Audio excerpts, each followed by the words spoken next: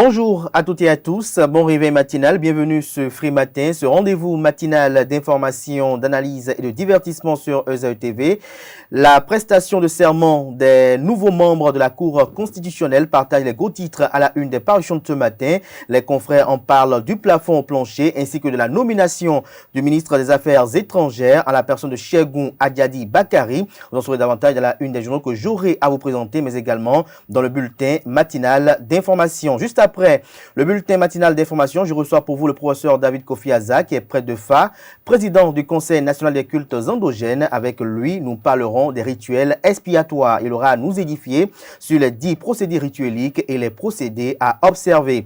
Juste après son passage, Aneldo vous présentera l'actualité sportive. Juste après lui, vous aurez droit à la définition du jour qui est présentée ce matin par Quentin Amoussou. Et puis, en fin d'émission, Francis Fahami aura à vous présenter les prévisions astrologiques pour le compte de ce 7 juin 2023. Voilà l'essentiel à retenir du sommet de ce matin, chers amis internautes. On démarre juste après l'instant pub sur Free Matin.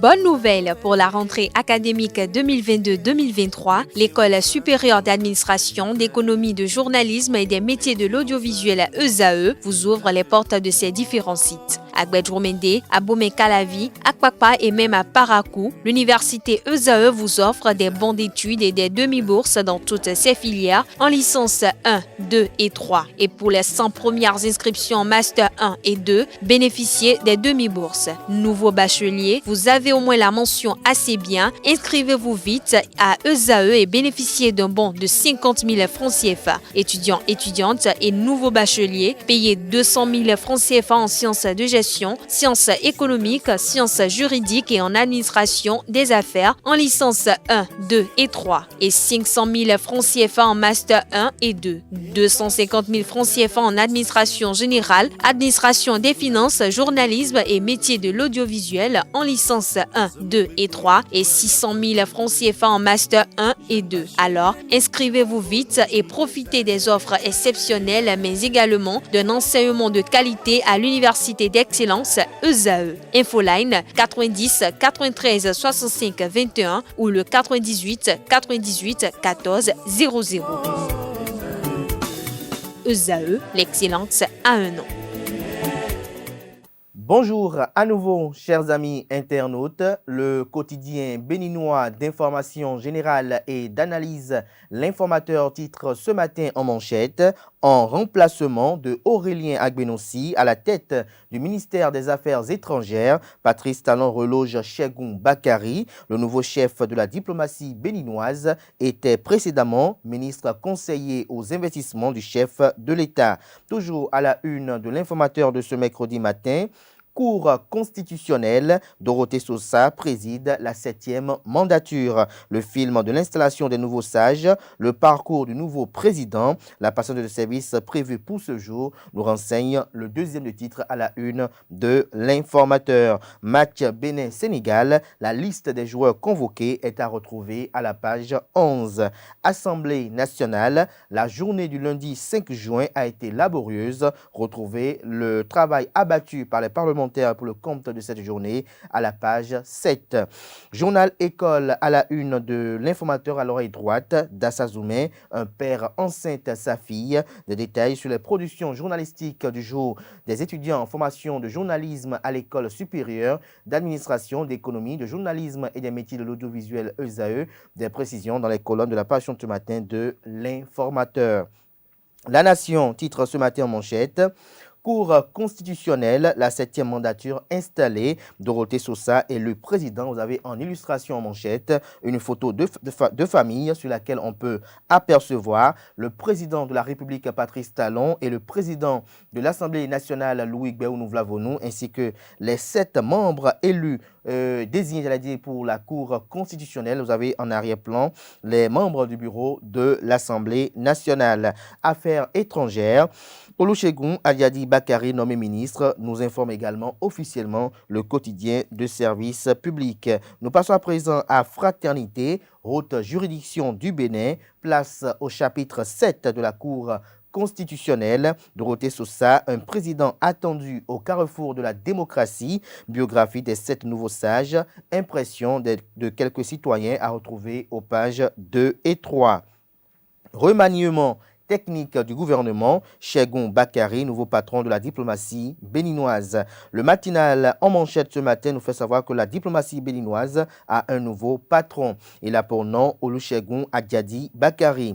L'annonce de sa nomination a été faite hier mardi 6 juin 2023 par le secrétaire général du gouvernement, Edouard Ouinro, via un communiqué.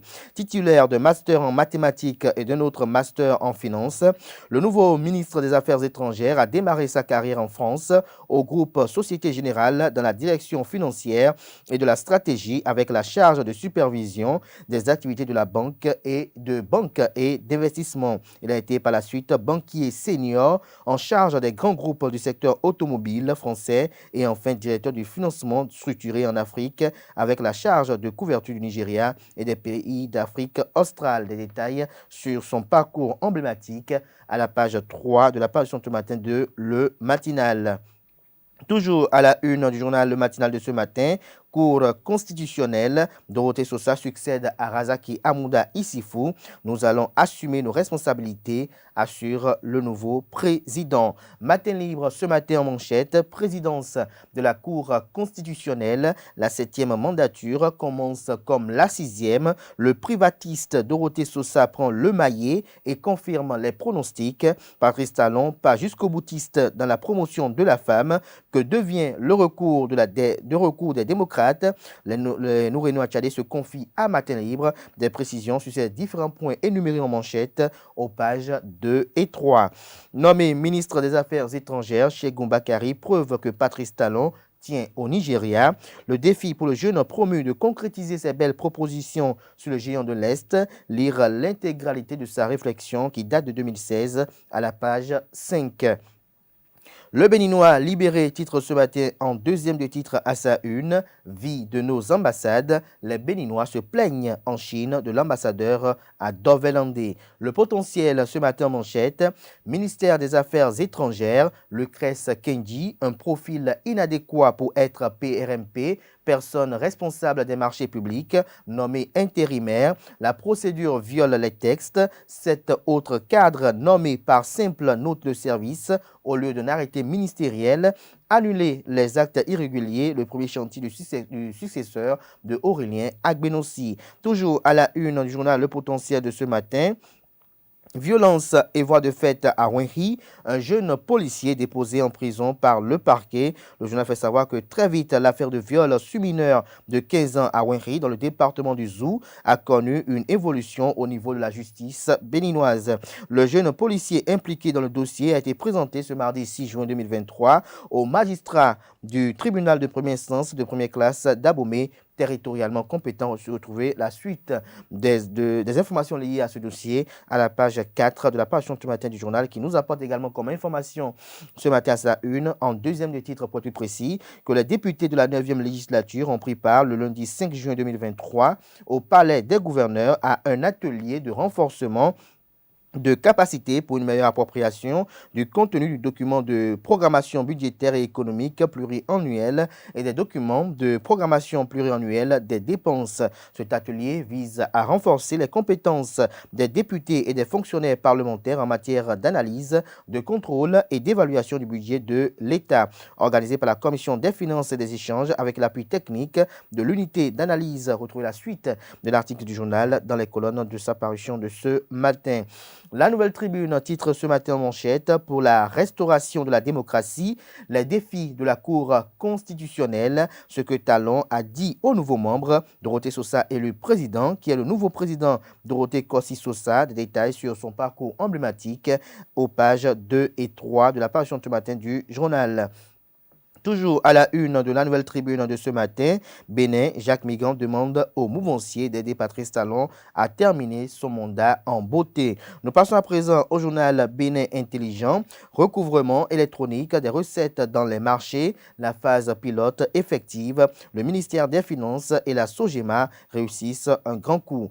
Toujours à la une de Bénin Intelligent de ce matin, justice constitutionnelle, l'empreinte Sosa. Le confrère de Le Progrès titre ce matin en manchette, 7e mandature de la Cour constitutionnelle, les 7 nouveaux membres prêtent serment. Le journal Nord-Sud Quotidien titre ce matin en manchette, ministère des Affaires étrangères, le premier chantier qui attend Bakary est à retrouver à la page 3. Nous passons à présent au journal Le Télégramme, qui titre ce matin également, comme ses confrères, en manchette sur l'installation officielle de la Cour constitutionnelle 7e mandature. Les conseils de Patrice Talon, de Patrice Talon, nouveau conseiller. Amouda Razaki passe service ce mercredi à Dorothée Sosa. Ministère des Affaires étrangères Patrice Talon nomme Cheikh Bakary. La nouvelle configuration du gouvernement est à retrouver à la page 12. Nous restons toujours à la une de Le Télégramme de ce matin. Nigeria, 15 bateaux chargés d'essence Payon en direction de Cotonou interceptés. Les détails à la page 5. Dabarou titre ce matin à sa une. Parakou, domaine de l'audiovisuel et du numérique, Dabarou offre 10 bourses de formation. L'Indépendant ce matin en manchette, coopération multilatérale, Patrice Talon attendu au sommet sur le nouveau pacte financier mondial. Toujours à la une de l'Indépendant de ce matin, préparatifs du BEPC 2023, le ministre Kouaro met en place des dispositions pratiques pour faire dissiper les habituelles inquiétudes. L'événement précis titre ce matin en manchette, prestation de serment 7e mandature de la Cour constitutionnelle. Les 7 nouveaux sages s'installent. Dorothée Sosa élu président. Des détails aux pages 4 et 5. Toujours à la une de l'événement précis de ce matin, remaniement technique du gouvernement. Cheikh Adiadi Bakary nommé ministre des Affaires étrangères. Patrice Talon présente le nouveau ministre aux ambassadeurs et ordonne des réformes. Toujours à la une du même quotidien ce matin, restructuration du parti Bloc républicain. Les grandes résolutions qui transforment le parti Abdoulaye Tiani aux commandes, toutes les circonscriptions électorales dorénavant représentées dans le bureau politique et exécutif. L'affiche du jour à présent titre ce matin à sa une, lutte contre le financement du terrorisme. Gap Bénin en atelier de validation jeudi prochain pour l'étude sur la protection de l'espace civique au Bénin. L'autre quotidien ce matin à sa une, écho de l'actu, nomination de Olusegun Adiadi Bakary aux affaires étrangères. L'oiseau rare était juste à côté pour un objectif déjà connu. Nous passons à présent au journal Le Chronomètre. Offensive de la DDIC Wemi Plateau. Plus de 2000 plateaux d'œufs avariés en provenance du Nigeria a raisonné. Apollinaire Togbadji et son équipe toujours en état de veille. Décryptage info titre ce matin à sa une. Cour constitutionnelle, la 7e mandature installée Dorothée Sosa aux manettes. Les 4 vérités ce matin à sa une pour de meilleurs résultats au certificat d'études primaires 2023 à Porto Novo. L'exhortation du maire Charlemagne Nyankoti au candidat est à retrouver à la page 12. À la une du journal, la nouvelle configuration du gouvernement béninois est à retrouver. Vous avez en image l'album photo de tous les membres du nouveau gouvernement du président Patrice Talon. Nous passons à présent à Palmarès, 7e mandature de la Cour constitutionnelle. Dorothée Sosa, un bon profil pour le job. Défi important pour les premières élections générales de 2026. Le journal La Priorité titre ce matin à sa une. 7e mandature de la Cour constitutionnelle, Dorothée Sosa et son équipe s'installent ce jour. Le journal La Boussole, quant à lui, titre ce matin installation de la 7e mandature des sages. Dorothée Sosa préside une Cour constitutionnelle monocolore. Toujours à la une du même quotidien ce matin, ministère des Affaires étrangères, Olusegun Adiadi Bakary succède à Aurélien Agbenossi. Le radar en manchette, Dorothée Sosa élu président de la Cour constitutionnelle, le couronnement d'une compétence indéniable. Le Soleil Bénin Info à présent, Cheikh Bakary aux commandes du ministère des Affaires étrangères en remplacement de Aurélien Agbenossi. Les dessous de cette nomination stratégique de Talon, un pas de plus vers la normalisation des relations entre le Nigeria et le Bénin. La guérite en manchette, ministère des Affaires étrangères, Patrice Talon déjoue les plans. C'est finalement Cheikh Bakary qui a été choisi par le chef de l'État. La nouvelle génération pour boucler ce matin, pour service rendu au pays du président Oumarou Embalo Sissoko, Francis Awagbe Béanzin, nommé dans l'ordre national de mérite de la Guinée-Bissau. Ce sera tout Pour la présentation de quelques titres parus ce jour dans la presse locale, les quotidiens sont disponibles dans les kiosques. Place à présent au bulletin matinal d'information.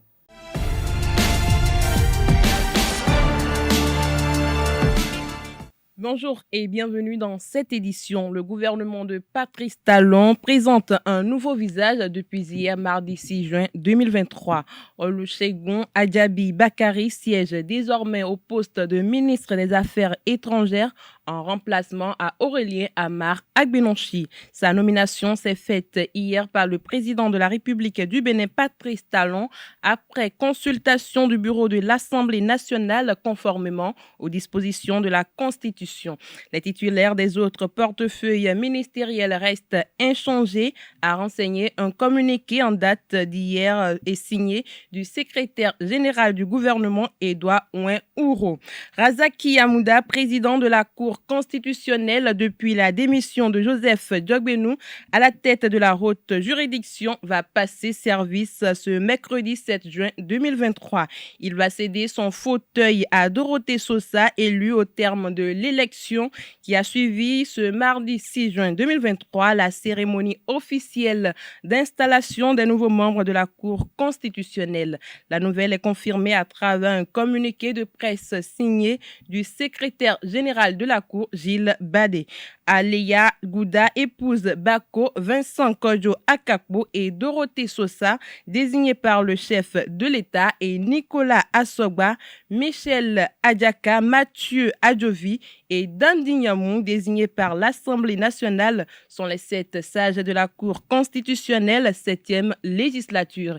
Ils ont prêté serment hier mardi 6 juin devant le chef de l'État, Patrice Talon, au palais de la Marina. Nansrine Fatoumbi présente dans l'élément à suivre le parcours professionnel de Dorothée Sosa, nouveau président de la Cour constitutionnelle du Bénin. Suivons ensemble.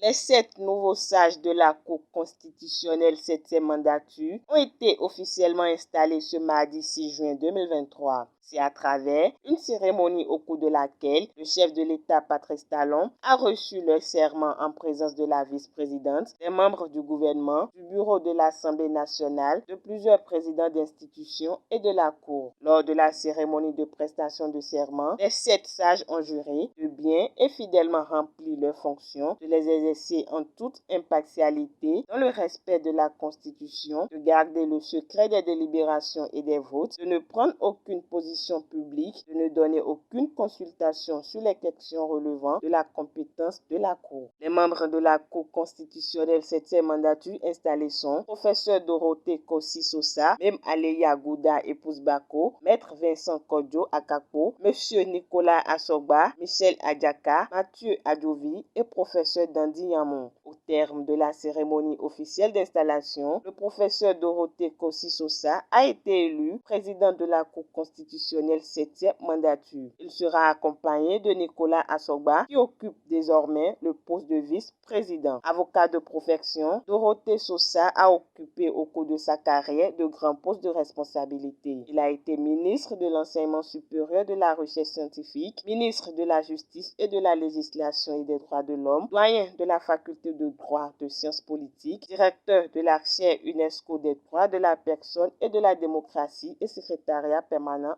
de l'OADA.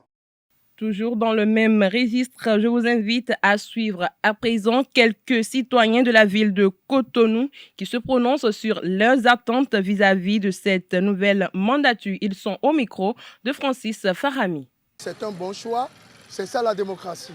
Donc il ne faut pas toujours utiliser les mêmes personnes. Ceux-là que vous voyez, c'est des gens qui sont des méritants. L'actuelle équipe a un membre vraiment éminent. Il s'agit de M. Dorothée Sosa. C'est un homme à qui moi j'ai confiance. À lui seul, bon, en tout cas, les autres aussi ont leur valeur intrinsèque, mais Dorothée Sosa, c'est un monsieur que moi j'ai vu à l'œuvre. Donc s'il a été choisi, certainement, il a une mérite. Monsieur Sosa Dorothée, c'est un juriste hors pair. Il pourra bien faire le travail. Je voudrais même qu'on le désigne comme le président de la prochaine Cour constitutionnelle. Rien que de nouvelles têtes. C'est ça qui n'est pas bien, à mon avis. C'est eux qui avaient désigné les autres. Maintenant, il a vu qu'ils ne sont pas satisfaits des autres. C'est pourquoi ils ont encore renouvelé tous les 7 membres. C'est ça qui m'étonne. Et le bureau de l'Assemblée et le chef de l'État avec son gouvernement. Ils n'ont pris aucun des anciens.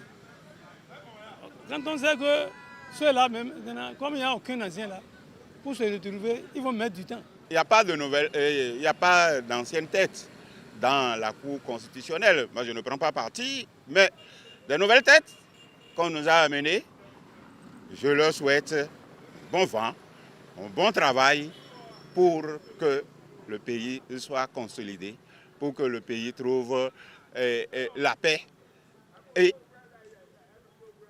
pour que les lois soient prises d'une manière, parce qu'on a dit c'est un coup sans recours.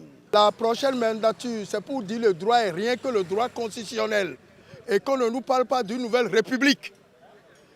En démocratie, c'est le changement. Dans la continuité. En démocratie, on peut encore prendre des dauphins. Nous attendons à ce que la nouvelle législature ou bien la nouvelle mandature puisse faire un peu plus. On ne peut pas dire que ceux-là qui étaient là, ils n'ont pas travaillé ou bien ils n'ont pas donné le maximum. Mais avec ceux-là, on attend encore plus d'avantages. Parce qu'aujourd'hui, il y a à l'Assemblée nationale le truc de la minorité de l'Assemblée. Et que ça, c'est déjà saisi par la Cour constitutionnelle. Il faut que ceux-là qui sont là aujourd'hui, en tant que sages, en tant que techniciens du droit de la législation, puissent nous donner plus d'avantages, d'éclaircissement ou bien de points de vue qui pourront aplanir les divergences entre les gens et les autres. Ils n'ont qu'à tout faire pour travailler pour la nation, respecter les normes. Parce que la nature a ses lois et le pays aussi a ses lois. Donc ils n'ont qu'à essayer de rester dans la balance pour que les critiques soient un peu amoindries, quoi. Sinon, je les remercie tous. Et on dit à l'œuvre qu'on connaît l'artisan. La Cour constitutionnelle est une cour qui rend décision incontestable. Quand elle rend une décision, c'est bon ou c'est pas bon, tu es obligé de prendre. Donc moi, je voudrais qu'ils rendent des décisions impartiales. Est-ce que vous voyez? Ils n'ont qu'à dire le droit et le bon droit. Autre information, les abonnements mobiles actifs au réseau GSM Spastel, Move Africa et Celtis ont évolué au Bénin. Selon le tableau de bord du 31 décembre 2022 de l'ARCEP, le nombre total d'abonnements mobiles actifs est de 14 549 987, dont 31,27% de femmes. 27% de femmes. Spastel Bénin compte 8 470 1047 abonnés mobiles actifs. Move Africa Bénin enregistre 5 480 213 ayant lancé ses activités en octobre 2022. Le troisième opérateur dans l'écosystème béninois Celtis à 599 727 abonnés mobiles actifs. Les clients bénéficient plus d'un accès à la 3G, soit 6 254 547 abonnements. 5 719 896 sont abonnés à la 2G. Le nombre d'abonnements à la 4G est de 2 575 544. Le tableau de bord au 31 décembre 2022 de l'ARCEP montre aussi l'évolution du trafic data des réseaux mobiles. De 2021 au quatrième trimestre 2022, le trafic data est passé de 39 641 028 gigas à 58 377 839 gigas. La répartition du volume de trafic Internet au quatrième trimestre 2022 se présente comme suit: 60,91% pour Spastel Bénin, 35,93% pour Move Africa Bénin et 3,16% pour Celtis. La consommation moyenne mensuelle par abonné mobile en Internet est passé de 1,99 giga en juillet 2022 à 2,3 gigas au décembre 2022. Fait divers, Adassa, un père de famille, a pris l'habitude d'entretenir des relations sexuelles avec sa propre fille. La relation incestueuse entre le père et la fille a été révélée au monde par une grossesse. Interpellés, les deux, selon l'information rapportée par diverses sources, ont été conduits à la cour royale de la localité. L'affaire est pendante devant la cour. La décision du roi est attendue. Pour finir, le gouvernement sénégalais a annoncé hier mardi fermer provisoirement ses consulats généraux à l'étranger à la suite d'attaques contre un certain nombre d'entre eux sur fond de vives tensions sur le territoire national. Cette mesure conservatoire fait suite à la série d'agressions récemment perpétrées contre les missions diplomatiques et consulaires du Sénégal à l'étranger, notamment à Paris, Bordeaux en France, à Milan en Italie et New York, a indiqué le ministère des Affaires étrangères dans un communiqué publié sur les réseaux sociaux. Il fait état de sérieux dommages, notamment à Milan, où les machines de production des passeports et cartes d'identité ont été, selon lui, détruites. Les consulats rouvriront quand les conditions matérielles et sécuritaires le permettront, dit-il. Le Sénégal a connu entre le 1er et le 3 juin ses pires troubles depuis des années après la condamnation à 2 ans de prison ferme de l'opposant Ousmane Sonko dans une affaire de mœurs. Cette condamnation d'une personnalité populaire dans la jeunesse et les milieux défavorisés le rend en l'état actuel inéligible pour la présidentielle de 2024. Elle a suscité des heurts qui ont fait au moins 16 morts et des dégâts considérables. Elle a donné lieu à des manifestations à l'étranger. C'est tout pour le bulletin matinal d'information. Merci pour votre attention et à très bientôt.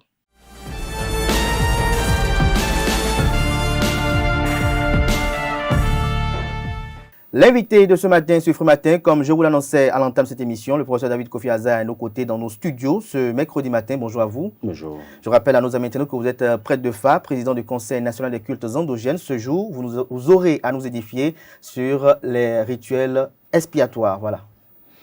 Alors, d'entrée de jeu, dites-nous, qu'est-ce qu'on peut entendre par rituel ou procédé rituelique expiatoire? Déjà, l'expiation, c'est un rituel ou toute forme ou tout procédé rituelique qui permet d'effacer entre parenthèses, qu'on peut appeler un péché. Parce que, au fait, le péché même n'existe pas, il y a des comportements fautifs.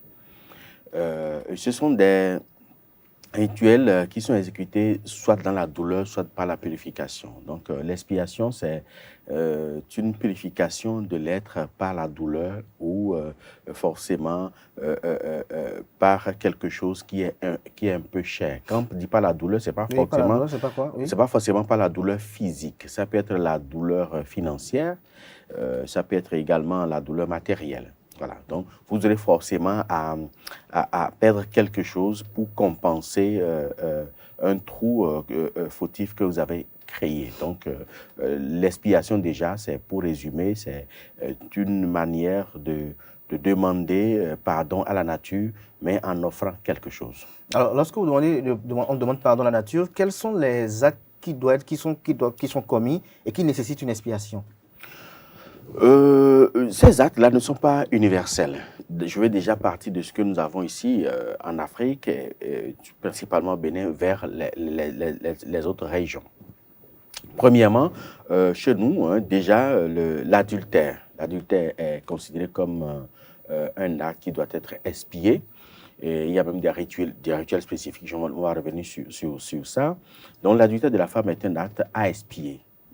En dehors de ça, nous avons également, par exemple, les pageux. C'est-à-dire que, et ça interpelle beaucoup de jeunes et beaucoup de chercheurs qui ne sont pas ou qui ne bénéficient pas du soutien d'un bon mentor. Parce que quand vous rentrez dans un couvent, par exemple, et que vous prêtez serment, vous êtes tenu de respecter ce serment-là. Parce qu'il y a des adjuvants qui sont utilisés qui précèdent le serment. forcément, dans tous les couvents, dans tous les milieux initiatiques, il y a toujours des adjuvants qu'on vous fait boire, qu'on vous fait prendre et vous prêtez serment.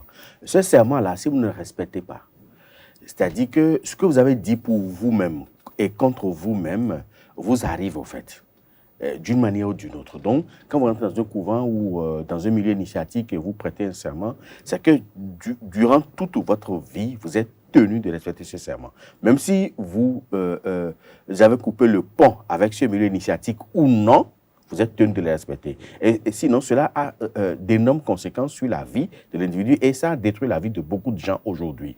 Sans qu'ils ne s'en rendent compte. Sans qu'ils ne s'en rendent compte que c'est le parjure qui est en train de détruire, au fait, leur vie. En dehors de ça, il y a les transgressions. La transgression peut être familiale. Parce que vous savez, il y a des familles spécifiques en Afrique et surtout au Bénin qui disposent des totems. C'est-à-dire des totems au niveau de leur famille. C'est-à-dire qu'il y a des interdits au niveau de la famille. Quelques exemples, par exemple? Par exemple, je prends le clan, par exemple, des Roncivi d'Ovon.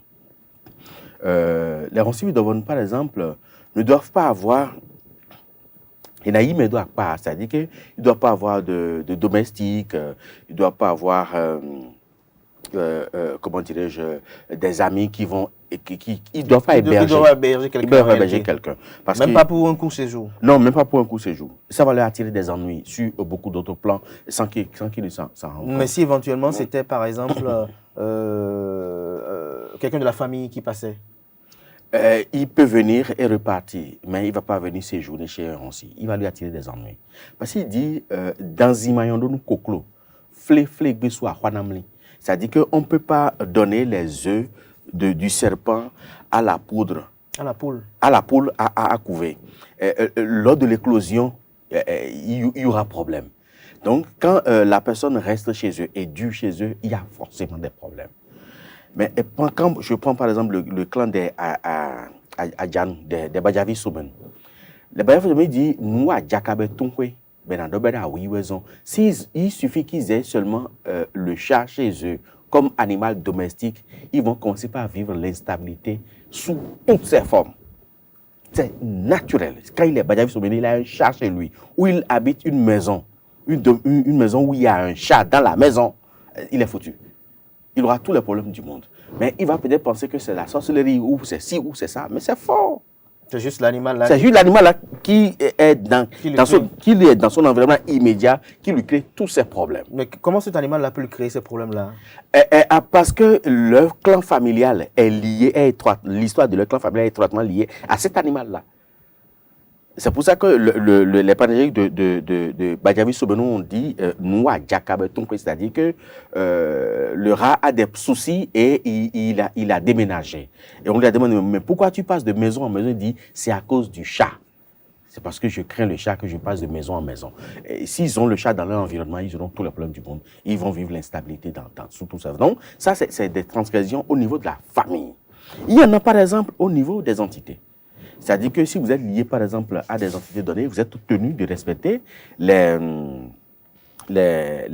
interdits de cette entité-là. Si vous en avez plusieurs, vous êtes obligé de respecter les interdits de toutes les entités que vous disposez. Ne pas le faire est considéré comme une transgression.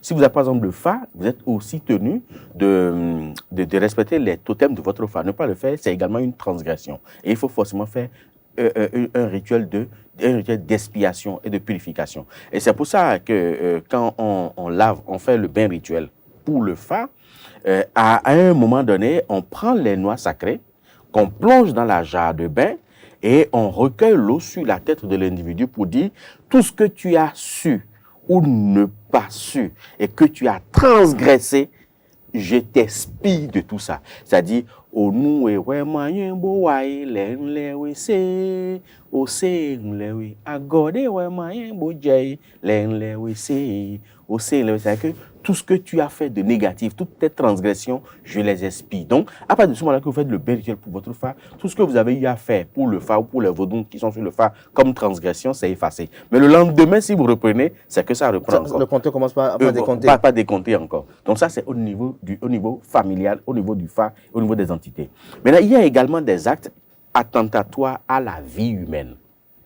C'est que quand vous prenez un piquet ou quel que soit votre procédé, et que cela est capable de nuire, ne fût-ce qu'à la santé d'un être humain, c'est que vous tombez sous le coup de la loi du karma. Du karma, de la nature. De la nature. Et à partir de ce moment-là, cette faute doit être forcément expiée, sinon vous allez subir les revers. Même expier, cela ne veut pas dire que vous n'allez pas ramasser les conséquences. Ça peut atténuer. Ça va atténuer. Donc, si vous arrivez par vos piquets ou par vos connaissances à tuer un être humain, c'est que ça va vous suivre toute votre vie durant. Et si ça arrive au cours d'un accident, par exemple, pas une inadvertance? Même un accident, par, je dirais, le coup du hasard, vous allez expier, sinon vous aurez des problèmes. Parce que volontairement ou involontairement, vous avez sauté une vie. Et ça là, la nature va vous le faire payer. Sauf si vous prenez toutes les dispositions pour procéder à un échelonnement de dettes. C'est-à-dire que vous êtes tout comme si je dois 10 000, je reconnais que je dois 10 000, mais je pourrais payer 500 francs par mois, au lieu de payer les 10 000 du coup, pour que cela ne pèse pas financièrement sur moi. Donc, il y a des procédés pour expier. Mais il y a des procédés également pour échelonner la dette? Pour échelonner la dette, mais je tiens à faire ceci, à faire une démarcation. Je ne suis pas là pour faire l'apologie du crime. Tout à fait. Je ne suis pas là non plus pour juger des comportements des gens. En tant qu'initiés et hauts initiés, nous ne jugeons pas. On ne porte pas des jugements sur des faits de société. Parce que les déviances d'hier sont les normes d'aujourd'hui. Et les déviances d'aujourd'hui sont les normes de demain.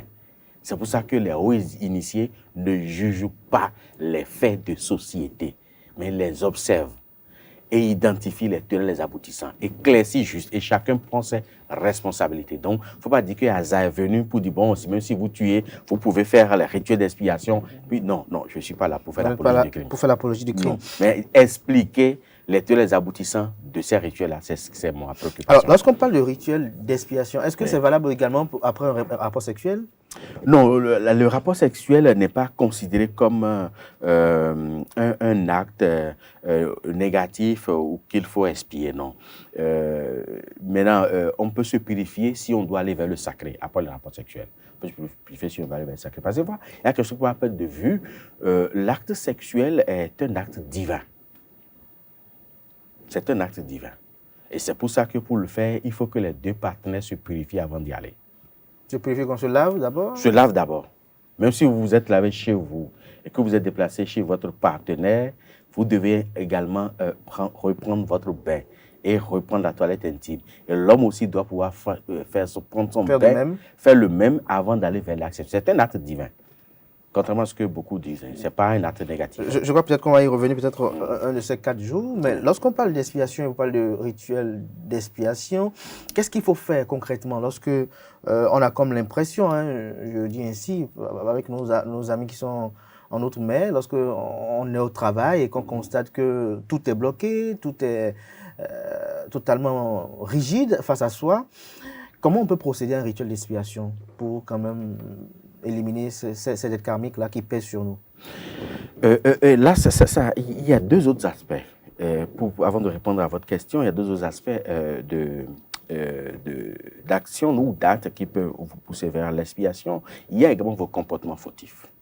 Les comportements fautifs, c'est les comportements quotidiens que nous avons vis-à-vis de nos semblables. C'est-à-dire que piétiner consciemment les intérêts de votre vis-à-vis parce que vous êtes en disgrâce. À la recherche du vôtre ou bien? Enfin, à la recherche de vôtre, ou bien vous êtes en disgrâce avec lui, ou peut-être qui vous a manqué de respect, et compte de ça, c'est-à-dire, je vais lui rendre le coup. C'est un comportement fautif qu'il faut expier. Maintenant, il y en a qui traînent des casseroles de leur vie antérieure. Et ces ardoises-là, il faut les expier aussi. C'est-à-dire que peut-être dans la vie antérieure, dans les incarnations passées, ils ont eu à poser des actes dont ils doivent payer ou n'ont pas fini de payer, et ça les suit dans la vie actuelle. Et comme ça peut être objet ou ça peut être un pesanteur qui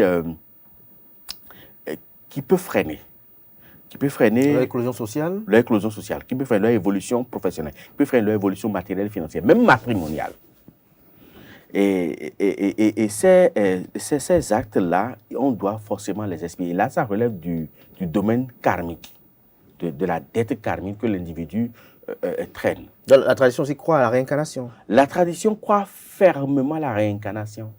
Ça, c'est ça là, ce n'est même pas... C'est pour ça que dans les prénoms, il y a Batoundé. Batoundé parce que c'est le père qui est... Yabor parce que c'est la mère qui est revenue. Voilà, donc à la tradition. Maintenant, pour quelqu'un qui a de ces blocages-là, il faut déjà... Parce qu'il y a plusieurs formes de rituels d'expiation et adaptés à chaque situation, à chaque contexte. Mais comment on fait pour identifier le contexte et la situation? C'est-à-dire que une femme qui commet l'adultère, par exemple, le rituel d'expiation qui est approprié est dans les aphonies. Et là, c'est un bain de purification qu'on fait, mais qui est précédé de châtiments corporels. Parce qu'il ne faut pas oublier, je l'ai dit au début, l'expiation se fait dans la douleur, forcément dans la douleur. Donc, même si c'est 7 ou 16 ou 21 coups de chicotte, on le fout dans le dos. Et d'abord, on l'attache, on lui met quelques fouets, et puis après, on procède à la purification. Le vrai fouet ou bien... Non, on tape effectivement. Même si on fait semblant 1, 2, 3, 4, 5, 6 fois, la 7e fois, il faut taper sur les ombres pour qu'elle sente que... Il y a un coup. Voilà. Donc, il y a ça qui peut être fait en cas d'adultère. Mais après ça, dans le cas de flou, ce sont les argondiers qui sont... Flou, c'est quoi? Flou, c'est... je te dirais, c'est une forme d'expiation qui permet d'embrouiller les cartes. Ça permet de flouer l'invisible. Donc, c'est-à-dire que, par exemple, j'ai dit quelque chose où j'ai pris un engagement vis-à-vis de l'invisible que je n'ai pas respecté. Maintenant, j'essaie de flouer l'invisible, pas des flous. Je ne sais pas pourquoi ces deux mots-là sont en fond et en français. En français. Au fait, c'est le fait de brouiller les cartes, de tromper son vis-à-vis, donc de tromper l'invisible. Pas des procédés. Donc, on essaie de flouer l'invisible pour que ce comportement-là ou cet engagement-là que j'ai pris, que je n'ai pas respecté, n'ait de conséquences sur moi. Et là, c'est les parjures. On utilise généralement les agonjes, c'est-à-dire agonjeruka, gogwa, c'est-à-dire, ou encore, il y a d'autres connaissances qu'on appelle nyendea. C'est un nom générique qui signifie beaucoup de choses, c'est-à-dire qui montre que je suis innocent parce que je suis un enfant qui vient de naître, par exemple. Un enfant qui vient de naître ne peut pas pécher, voilà. Donc, par conséquent, tout ce que j'ai eu à dire, tout ce que j'ai eu à faire, je le fais parce que je suis un enfant, je suis un bébé qui vient de naître. Mais là, c'est fait devant une divinité Non, c'est pas façon devant une divinité. En fait, soit c'est des bains, soit c'est des poudres, ou soit c'est des choses qu'on soit dans des jarres et on met soit de l'eau dedans, ou de la boisson, de chaque côté qu'on boit pour permettre d'expier ce que les engagements pris non respectés, en quelque sorte. Mais il y a les transgressions familiales aussi. On utilise aussi les flous pour les transgressions, que ce soit familiales, que ce soit au niveau des entités, que ce soit même au niveau du Fa. Les flous aussi sont utilisés pour en quelque sorte flouer. Le Fa, flouer également les divinités, même son égrégore familial dont on a transgressé les principes qui étaient déjà établis. Mais les actes attentatoires à la vie humaine, à ce niveau, c'est un peu beaucoup plus corsé. Et c'est ce que nous appelons kouflou. Kouflou, ce sont des...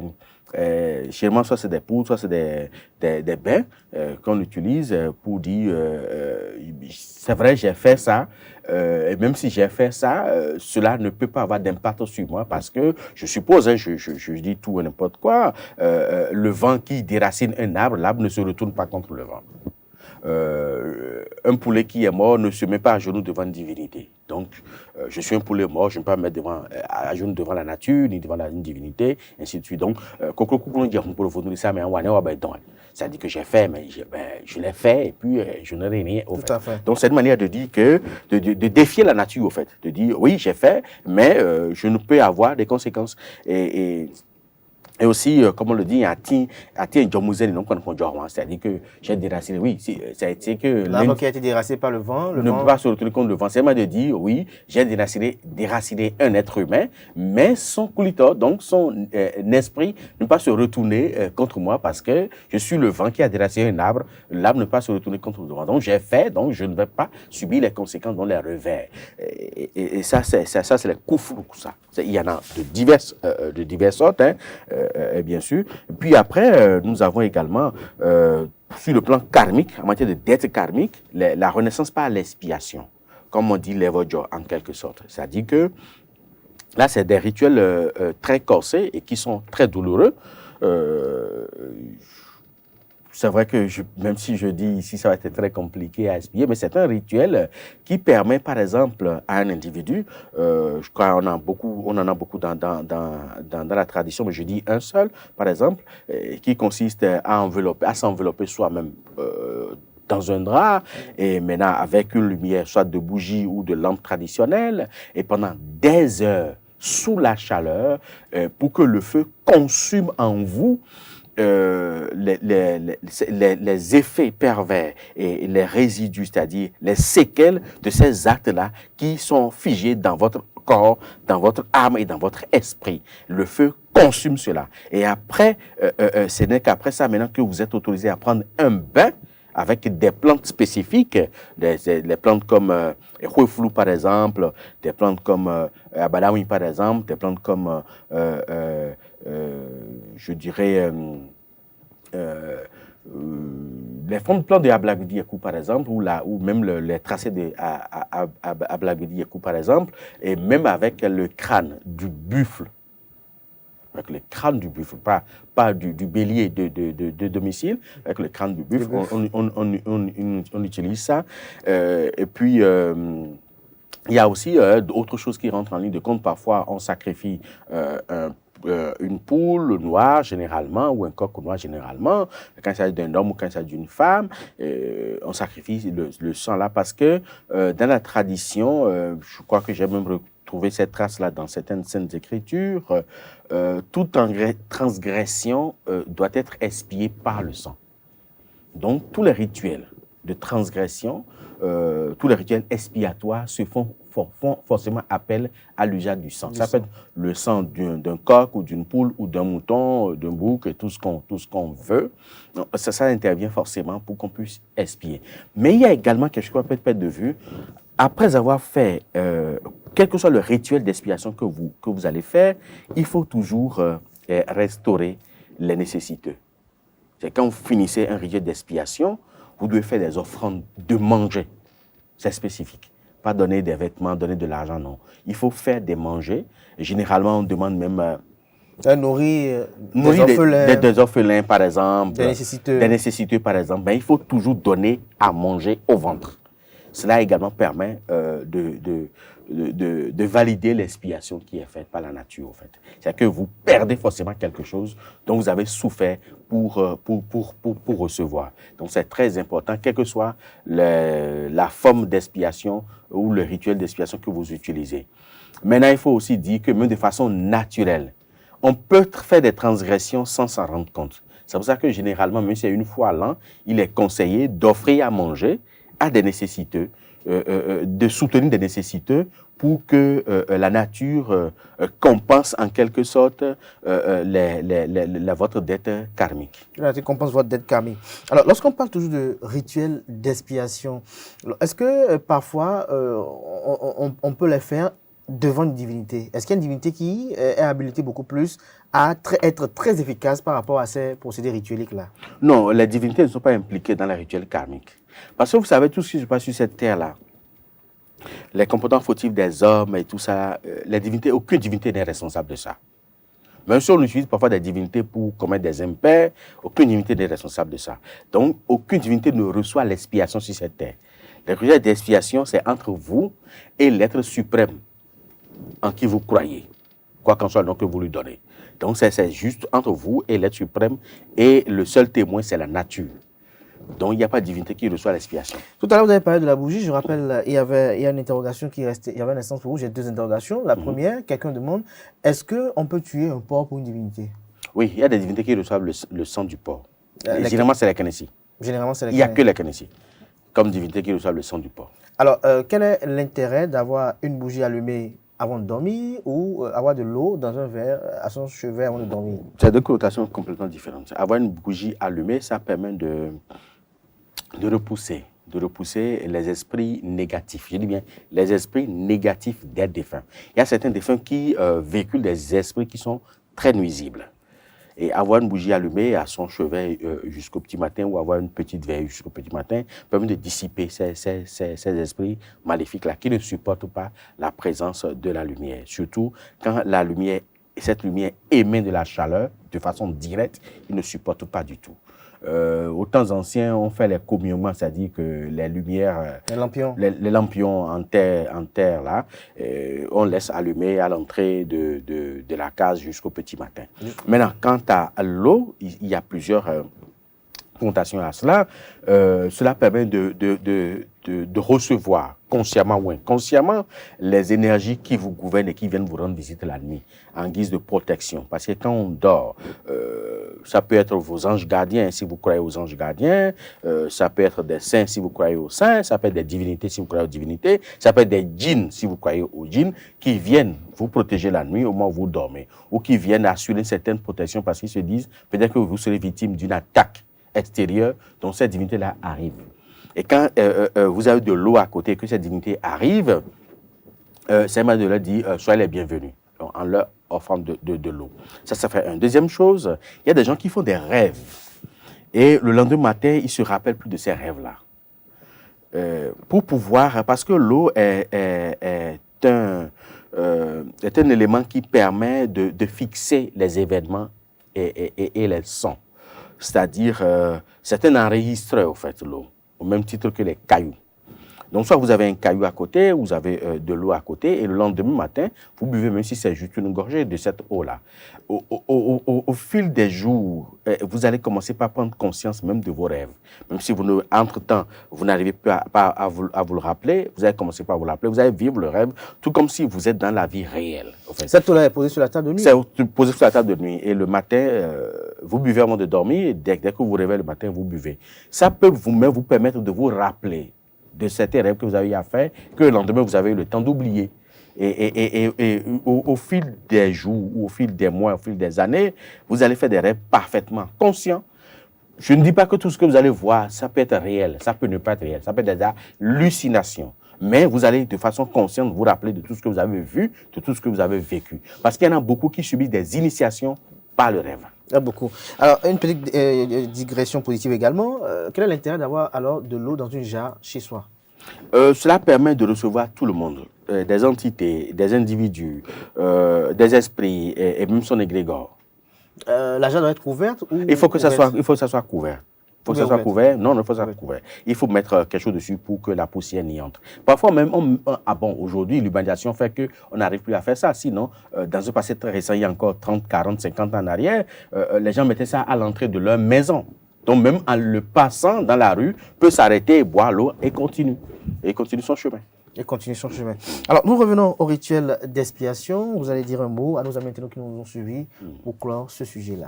Oui, ce que je vais dire, comme je l'ai dit tantôt, je ne suis pas là pour critiquer ou pour des jugements sur des comportements des individus, parce qu'on dit, dans le Fadi, on n'a pas entendu la version de la mort, qu'on estime que la mort joue un mauvais jeu. Non, la mort joue son rôle.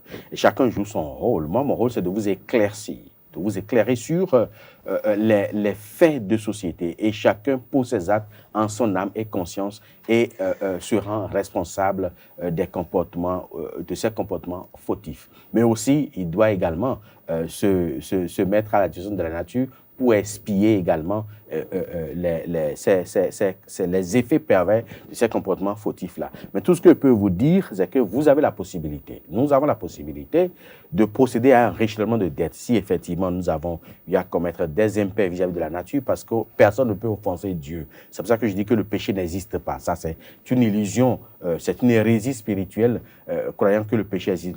Aucun péché n'existe sur cette terre. Il y a des comportements fautifs.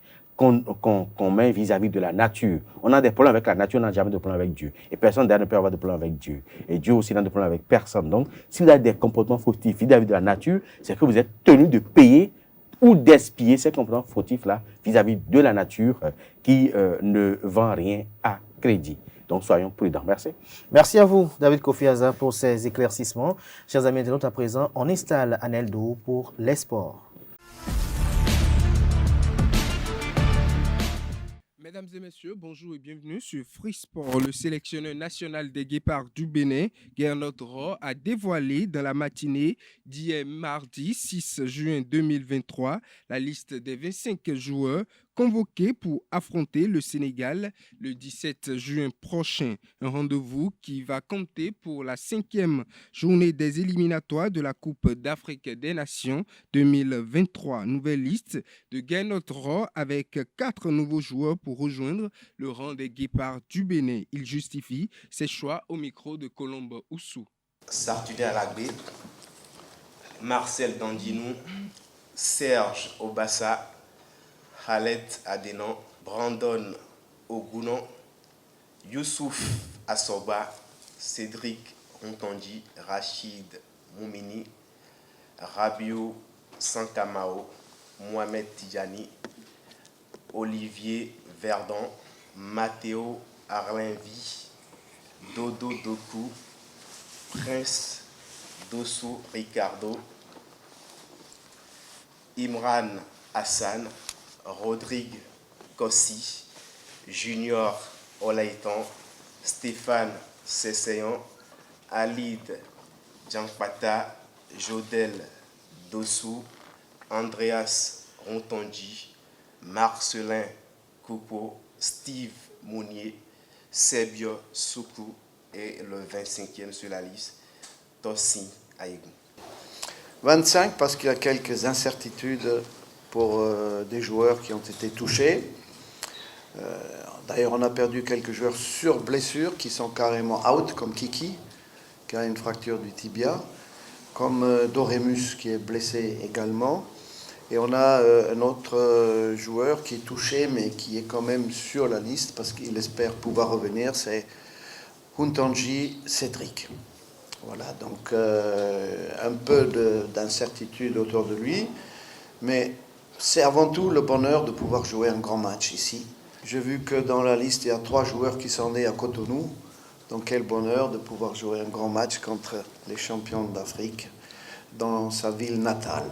On est là, pas pour un match, on est là pour essayer de bâtir une équipe pour le futur.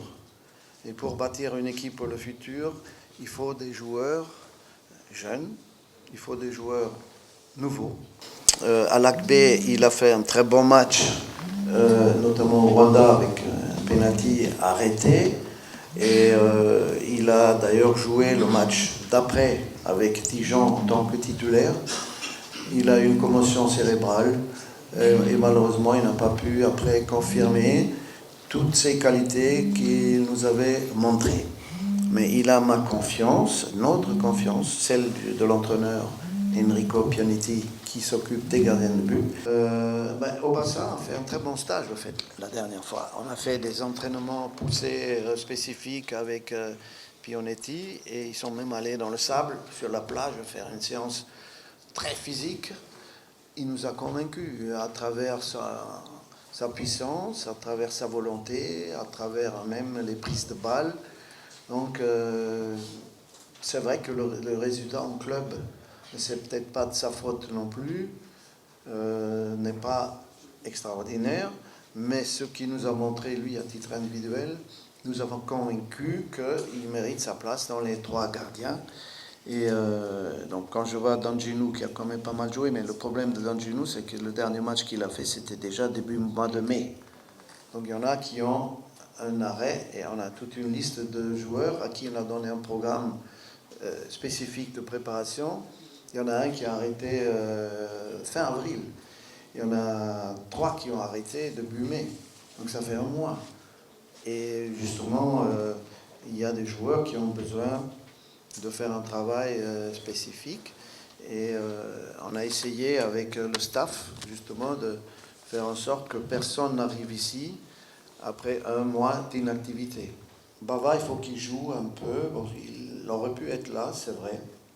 Mais comme on veut voir de nouveaux joueurs, eh bien, il faut faire de la place. Et lui, il va jouer avec l'équipe locale, voire l'équipe A', comme on dit, ou B, comme vous voulez, qui va faire un tournoi en Égypte. Et il y a 22 joueurs qui sont convoqués par Moussa. Moussa va faire la liste, son assistant va s'occuper de cette équipe qui fait un tournoi en Égypte. On est invité. C'est l'occasion de voir des joueurs, de jeunes joueurs aussi locaux à l'œuvre. On a eu la victoire au Rwanda sur le tapis vert. C'est une obligation pour nous maintenant de faire un bon match et de faire tout pour être digne de cette deuxième place. La plus grande compétition de Maracana organisée au Bénin revient dans les jours à venir. 3 ans après la 4e édition, en avril 2020, l'association béninoise des Amis du Maracana du président Nassirou Saka a décidé de relancer la compétition. La 5e édition du FESMAC se tiendra le samedi 10 juin 2023 sur le terrain de handball de l'université d'Abomey-Calavi, UAC.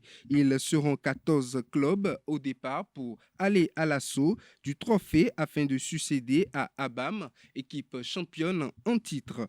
Autre information, le président de la Fédération internationale de football, Association Gianni Infantino, a exprimé ses condoléances à la famille et aux amis des membres du club du Malawi, Ngwe United Football Club, qui ont été victimes d'un accident de la route le week-end dernier. Les joueurs et les supporters du club voyageaient à bord d'un camion qui s'est renversé sur le chemin du retour, faisant plus de 20 morts et plusieurs blessés. J'adresse mes plus sincères condoléances aux familles et aux amis des victimes de l'accident de la route impliquant des membres du club qui revenaient d'un match national, a-t-il déclaré.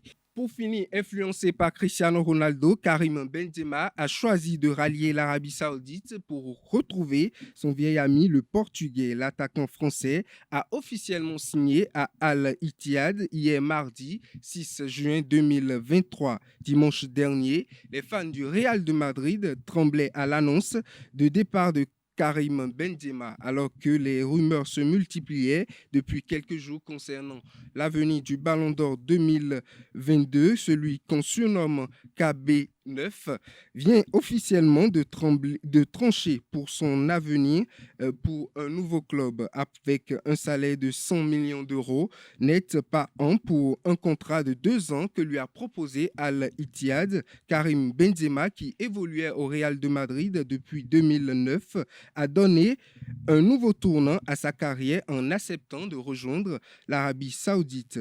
Dans son nouveau club, il jouera contre Cristiano Ronaldo qui lui évolue à Al-Nasser. C'est un nouveau défi pour moi, une nouvelle vie et j'ai hâte de commencer les entraînements. Je ferai tout ce que je peux pour gagner plus de trophées, marquer plus de buts, montrer mon talent, faire plaisir aux fans, au club et au président. C'est réjoui l'attaquant français. Mesdames et messieurs, c'est tout pour Free Sport. Merci à vous, Aneldo, pour cette présentation des sports. À présent, on installe Quentin Amoussou qui présente la définition du jour.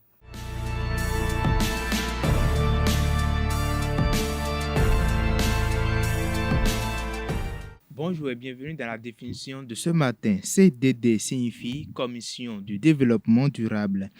Elle est de 1993 à 2013 l'organisme chargé de suivre les résultats du sommet de la Terre sous l'égide du Conseil économique et social des Nations Unies.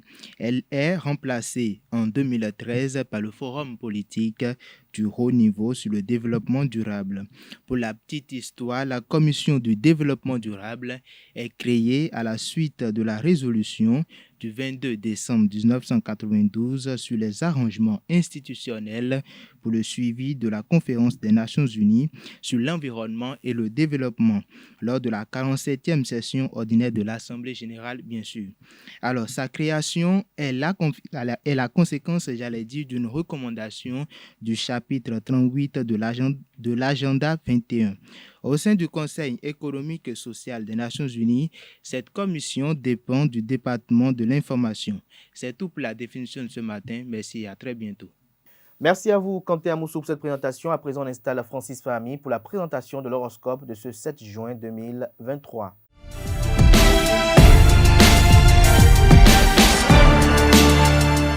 À toutes et à tous, bonjour. Bienvenue dans l'horoscope de ce matin. Amis Bélier, de bonnes choses valorisantes vos amours, vos enfants ou une création vous donne de vraies joies. On vous aime et on reconnaît votre talent. Amis Taureau, votre famille vous demande du temps, mais vous apprécierez cela car on reconnaît vos efforts et il y aura de la joie au programme. Amis du signe Gémeaux, animés par l'envie de voyager, vous saisissez toute occasion de vous dépayser et cela est un vrai succès. Cancer, c'est une période propice à un enrichissement personnel qui peut passer aussi par une promotion ou la découverte de l'objet que vous souhaitez vous offrir depuis assez longtemps. Amis Lion, Vénus s'installe pour de longs mois dans votre signe. Si vous désespérez un jour, sachez que quelque part, la chance est là. Tenez bon. Amis Vierge, ce qui plaira chez vous, c'est votre retenue. Alors ne changez rien. Balance, vous pouvez à présent dire haut et fort ce que vous éprouvez pour l'autre et toute occasion de faire la fête est à saisir. Scorpion, faites un plan précis et clair de ce que vous attendez de votre vie professionnelle comme de tout rôle occupé dans votre vie sociale. Sagittaire, vous serez de la fête s'il y en a une. Et si vous rêvez de partir, de larguer les amarres, cela vous fera aussi le plus grand bien. Capricorne, en laissant pour quelques heures les préoccupations du travail de côté et en vous offrant des moments d'intimité avec l'être aimé, vous renaissez. Ami Verseau, vous voulez lui plaire, le ou la conquérir peut-être en amour comme au côté travail, vous avez toutes les chances, mais laissez-le venir à vous en premier. Poisson pour finir, vous préférez ne pas trop en dire et fuir si c'est trop difficile. Pourtant, on vous pose bien de questions auxquelles il va falloir répondre. C'est tout pour l'horoscope de ce matin. Merci et à très bientôt. Et voilà qui met un thème à Free Matin de ce matin. À tous chacun, merci pour l'attention. Portez-vous bien. À demain, si Dieu le veut.